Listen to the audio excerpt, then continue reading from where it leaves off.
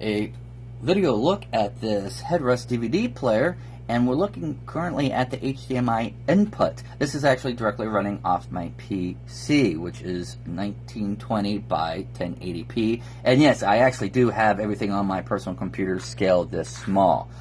So you're looking at this like, wow, that's rather tiny. Well, that's actually how I have it scaled on my PC. So depending on the source, you may have to fiddle with the display properties of your source to make it look better on a 10-inch screen. But this is directly how it looks off my PC, no fiddling about. And this does actually have some onboard controls, at least for display. If you hit the menu button, there's the system. Now these are actually context-based, so when I actually have a DVD as my active source, it will show up, you know, the NTC and what have you, and we'll just hit that, display, okay, sound, and video. And if you want, like, the picture mode, if I want to change it, just hit the volume, and then you can go to vivid, soft. Soft actually looks really good on this display.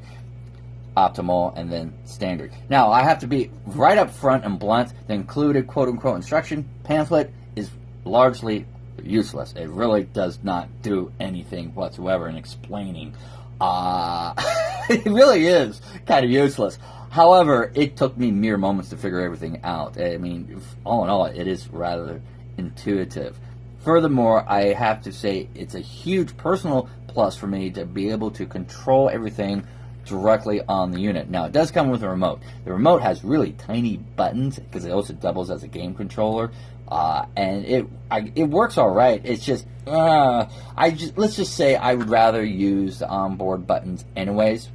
But it does have a remote, and since I'm also someone who has a tendency to lose remotes, I'm just very happy that I can do everything, operate everything directly on the unit itself. So that's HDMI in, the menu.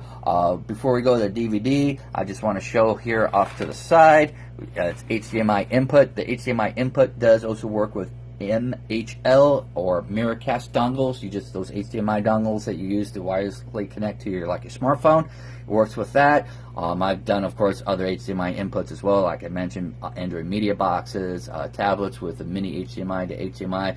Any HDMI input works fine. Then USB flash drive. That's a 2.0 for flash drives there. It's not power out, it's just to read flash drives. Full size SD card slot, not the micro, but full size. AV in out, and then headphone jack down the bottom, and then your power port. The power port it comes with two different cords. It comes with a car charger with an L jack, 12 volt, and then it also comes with a very lengthy AC adapter, which I'm running right now. The AC adapter is DC 12 volt and 1 amp, so you can power it either way. And it also, this last cord here is for hooking it up directly into your vehicle system. It's the long, involved, multi-headed cord for wiring into your car power with AV jacks, the whole 9 yards. Like I said, the instruction pamphlet, and I shouldn't even call it an instruction pamphlet because there's no instructions, doesn't cover wiring into your vehicle. So that's the one fiddly point. If you're not sure what you're doing, you're going to need to get someone who does know what they're doing to do it for you, because it doesn't cover any of that. It gives you a diagram. It does give you a diagram, but no step-by-step instructions. And I'm the kind of guy who likes step-by-step if I need them. So there is that.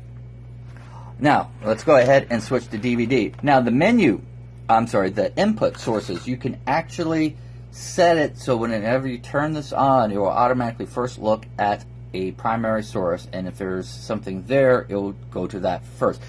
In other words, right now, DVD is set as its main source, and if we go ahead and hit this button, you'll bring up the source options here, DVD, USB, card, and DVD is set as the primary. So if there's a DVD in there, when you power it on, that's what will check first, and if there is, that's what will automatically start playing. You can set it to another source like HDMI, so when you power it on, you'll check to see, is there an HDMI active input? If there is, that's what it will go to right away, even if you have a DVD or a USB flash player. So you can change default modes. So we'll go back to this though, and we'll go switch back to DVD. Now I have my Great Courses DVD in there, and we'll just play the intro there. It does have a memory resume though. You can take the disc out, power off the unit, put the disc back in, blah blah blah. It does actually have a memory point for remembering its last position. So, but it's going to read it, source, and this is its default screen that you'll see if you got nothing going on, no inputs or what have you.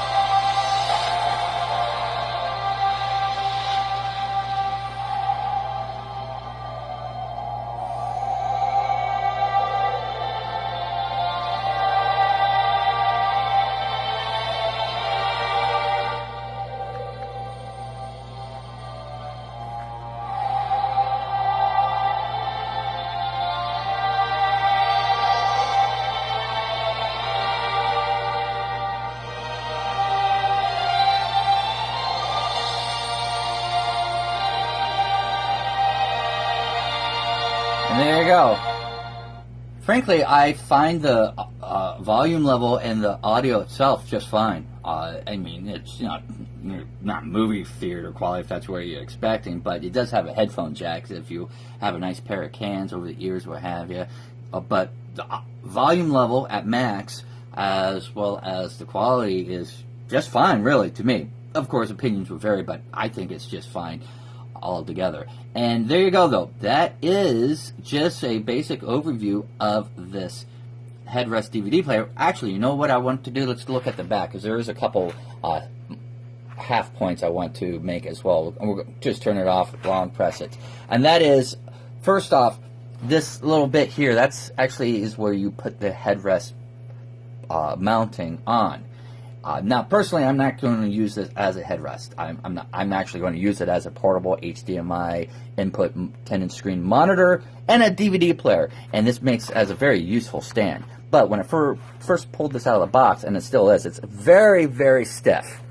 And because I couldn't open up the player, I was like, okay, obviously this must come down, but it was so stiff I was afraid I was going to break it. No, don't worry. Just put some effort behind it, and it will actually come down, as you can see. So, in other words, if you're like, oh, I don't want to break it, just put force behind it, and it will move down. And it's actually a plus that it is so stiff, because you don't want it flipping itself up if you're using it as a headrest player. But something that occurred to me while I was looking at this design, and I want to point out something for you to consider if you are using it as a headrest, right? Well, here's the CD tray, right, where your DVD goes. And it struck me, if this is set up as a headrest, well, it's going to be actually probably a little difficult to get a DVD out. I mean, in not so much, but getting it out, because you have to kind of get your hand between the back of the seat and the unit, and it has little, grooves here, so you can get your finger in there and kind of pop it out. But it just struck me, if this is sitting up against a back of a seat, getting in there might actually prove to be a bit fiddly. So that is something you may want to consider if you're setting it up in that fashion. But popping it in there, just get it in there and just kind of push it down. Yeah, getting it in there probably won't be a problem, but getting it out with a headrest, I'm not entirely too sure. So take that under account. Otherwise, though, great unit. You can see how they call it ultra thin. Well, compared to what these used to be like, even like 5 years ago, it is thin. But as you can see, it's not like wafer thin, but it is also light. And all in all, I dig it. So there you have it, though, for your pre-purchasing consideration. You guys have yourself a great one.